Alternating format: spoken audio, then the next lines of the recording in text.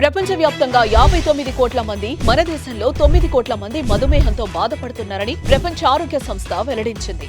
ప్రతి 7గురిలో ఒకరు డయాబెటిస్ తో బాధపడుతున్నారు. భవిష్యత్తులో ప్రతి 7గురిలో 4 అయ్యే అంచనా. డయాబెటిస్ మీద పూర్తి అవగాహన అందించి డయాబెటిస్ నుంచి తెలుగు ప్రజలను కాపాడే ప్రయత్నం చేస్తోంది సుమన్ టీవీ.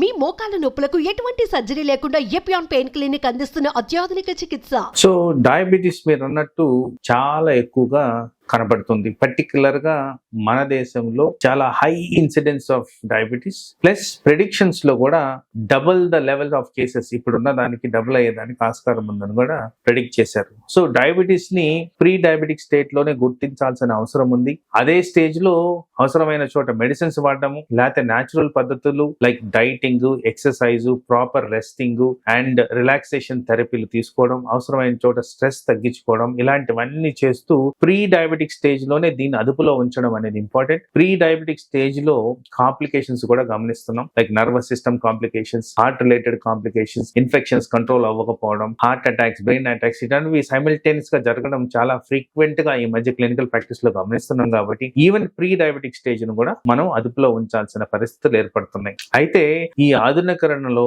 చాలా ఎక్కువగా మెడిసిన్స్ ఎవాల్వ్ అవుతున్నాయండి డయాబెటిస్ లో. పర్టికులర్ గా ఈ recent advances last 1 year 1.5 year లో చాలా రకాల మెడిసిన్స్ మన దేశంలోకి ఇంట్రడ్యూస్ చేయడం జరిగింది. వాటి వల్ల చాలా amount of beneficial effects, particular గా weight regulation, sugar control and avoidance of complications జరగడం మనం పర్టికులర్ గా గమనిస్తున్నాం. మీడియా ద్వారా అందరికీ తెలిసే విధంగా ఇది పబ్లిక్ న్యూస్ లో కూడా కనబడుతుంది. కాబట్టి వీటిల్లో వచ్చిన ఒక కొత్త రకమైన మెడిసిన్ ట్రెజపెప్టైడ్ అనేది ఒక ఇంజెక్షన్ ఫామ్ లో ఉన్నది. ఈ రోజు మనం డిస్కస్ చేస్తున్న మంజారో ఇంజెక్షన్ కి కెమికల్ ఫార్ములేషన్ ట్రెజపెప్టైడ్. ఇది వీక్లీ ఇంజెక్షన్ అండి. GLP-1 ఇన్హిబిటర్ అంటే షుగర్ ప్రొడక్షన్ కి పనికొచ్చే ఒక పర్టికులర్ మెకానిజం లో ఇది పనిచేస్తుందండి. ఈ కారణంగా వెయిట్ రిడక్షన్ జరుగుద్ది, ఆకలి తక్కువగా ఉంటది. తర్వాత వారానికి ఒక ఇంజెక్షనే కాబట్టి డయాబెటిక్ పాపులేషన్ లో చాలా ప్రామిసింగ్ గా రిజల్ట్స్ ఇచ్చే విధంగా పనిచేస్తుందని గమనించారు. అయితే ఇక్కడ ముఖ్యంగా మనం గమనించాల్సింది ఏంటంటే దీనికి సంబంధించిన కొన్ని సైడ్ ఎఫెక్ట్స్ మనం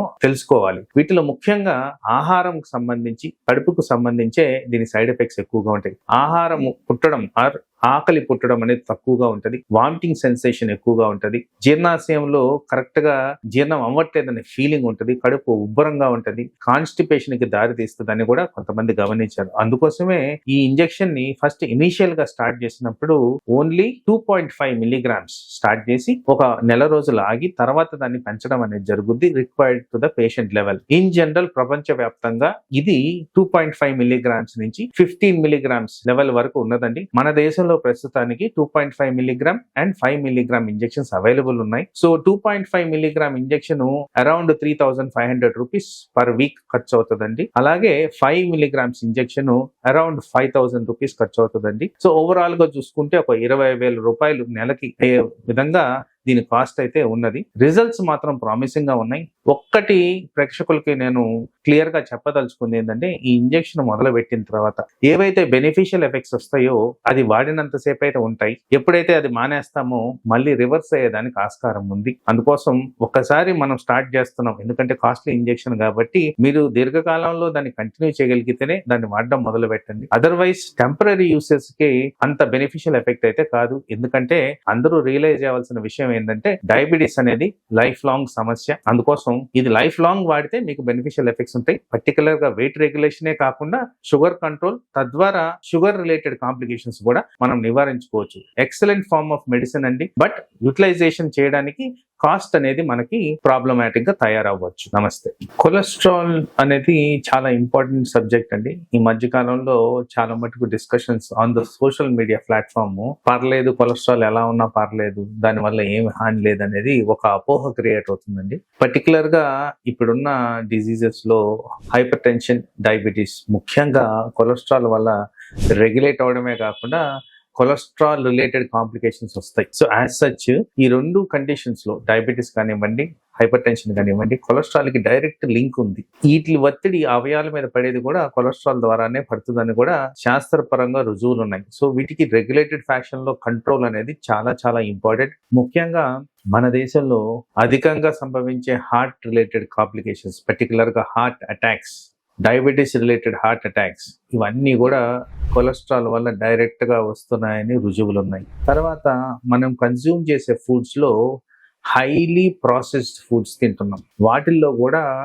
పాలీహైడ్రోజనేటెడ్ ఫ్యాట్స్ అనేవి ఎక్కువగా తింటున్నాం. వీటి వల్ల బ్యాడ్ కొలెస్ట్రాల్ అనేది ఎక్కువగా వస్తుంటుంది. కాబట్టి ఈ బ్యాడ్ కొలెస్ట్రాల్ వల్ల మనకి హెల్త్ రిలేటెడ్ ఎఫెక్ట్స్ సాధారణంగా వస్తున్నాయి. మీరు గమనిస్తే ఎనీ రిఫైన్డ్ ఆయిల్ వల్ల ప్రాబ్లమ్స్ వస్తున్నాయని కూడా మనం చెప్పుకొస్తున్నాం. సో కొలెస్ట్రాల్ అనేది ఒక క్వాంటిఫైడ్ అమౌంట్స్ లో బాడీలో రిక్వైర్డ్ అమౌంట్, అంటే కొలెస్ట్రాల్ ద్వారా వివిధ రకాల ఎంజైమ్స్ తయారవుతాయి, వివిధ రకాల హార్మోన్స్ తయారవుతాయి, వివిధ రకాల బాడీలీ ఫంక్షన్స్ ఉంటాయి. So cholesterol is a very important thing body ఫంక్షనాలిటీకి. At the same time high levels of cholesterol చాలా హానికరం బాడీకి. దానివల్ల కూడా brain attack, heart attack, eye problems, kidney problems, liver problems, nervous system weakness, ఇలాంటివన్నీ సంభవించేదానికి ఆస్కారం ఉంది. కాబట్టి కొలెస్ట్రాల్ని ఆల్వేస్ రెగ్యులేటెడ్ ఫ్యాషన్లో మెయింటైన్ చేయాలా. పర్టికులర్గా రిస్క్ ఉన్న వాళ్ళు ఎవరైతే BP, sugar, previous heart disease, previous major అవయాలు దెబ్బతిన్న వాళ్ళు, వీళ్ళందరూ కూడా కొలెస్ట్రాల్ ని ప్రాపర్ గా రెగ్యులేట్ చేయాల్సిన అవసరం ఉంది. ఇది కానీ సరిగ్గా చేయనందుకు, సపోజ్ షుగర్ పేషెంట్స్ ని ఎక్కువ తీసుకుందాం. సాధారణంగా నా క్లినికల్ ప్రాక్టీస్ లో ఎక్కువ షుగర్ పేషెంట్స్ ని చూస్తాను. కాబట్టి వీళ్ళల్లో ఎవరికైతే అధికంగా కొలెస్ట్రాల్ మెయింటైన్ అవుతుందో, పర్టికులర్ గా ఎల్డిఎల్ కొలెస్ట్రాల్, ఇవి హార్ట్ అటాక్స్ కి దారితీస్తుందని ఈవెన్ ప్రాక్టికల్ గా నేను గమనించాను. అందుకోసం కొలెస్ట్రాల్ ని రెగ్యులేటెడ్ గా ఉంచడం అనేది ఇంపార్టెంట్. తద్వారా లైఫ్ స్పాన్ పెంచుకోవచ్చు, హార్ట్ రిలేటెడ్ కాంప్లికేషన్స్ రాకుండా మనం కాపాడుకోవచ్చు. అవసరమైన చోట డైటీషియన్ ఇన్పుటే కాకుండా ఎక్సర్సైజ్ మాడ్యూల్ను కూడా మనం అలవాటు చేసుకోవాలి. అలాగే ఇంకా అధికంగా కొలెస్ట్రాల్ మెయింటైన్ అయితే ఈ మెడిసిన్స్ తీసుకుంటూ రెగ్యులేటెడ్ ఫ్యాషన్స్లో ఫ్రీక్వెంట్గా కొలెస్ట్రాల్ని చెక్ చేసుకుంటూ కాంప్లికేషన్స్ రాకుండా అవాయిడ్ చేయాలి. సో సాధారణంగా కొలెస్ట్రాల్ గురించి మాట్లాడుతున్నప్పుడు బ్యాడ్ కొలెస్ట్రాల్ ఒక సైడు, గుడ్ కొలెస్ట్రాల్ ఒక సైడ్. సో ఇక్కడ సైంటిఫిక్ డేటా ప్రకారం ఏంటంటే బ్యాడ్ కొలెస్ట్రాల్ ఎంత హైగా ఉన్నా కానీ సంభవించే ప్రాబ్లమ్స్ గుడ్ కొలెస్ట్రాల్ ఎంత తక్కువగా ఉంటే డబుల్ ద ఇంపాక్ట్ ఉంటుంది. ఫర్ ఎగ్జాంపుల్, ఒక హార్ట్ అటాక్ ఒక లెవెల్ ఆఫ్ కొలెస్ట్రాల్ వల్ల వస్తుందంటే లో గుడ్ కొలెస్ట్రాల్ ఉన్నందువల్ల డబుల్ ద హార్ట్ అటాక్ వచ్చే విధంగా పనిచేస్తుందని కూడా శాస్త్రపరంగా రుజువులు ఉన్నాయి. మరి గుడ్ కొలెస్ట్రాల్ మనం పెంచుకోవాలంటే చేయాల్సింది ఏంటంటే avoidance of alcohol, avoidance of smoking, regular exercises and consumption of polyhydrogenated fatty acids ని అవాయిడ్ చేయాల్సిన అవసరం ఉంటుంది. రెగ్యులర్ ఎక్సర్సైజెస్ అంటే కొద్దిగా మనము బర్నింగ్ కెపాసిటీ పెంచాలండి. అంటే ఇంటెన్స్ ఎక్సర్సైజ్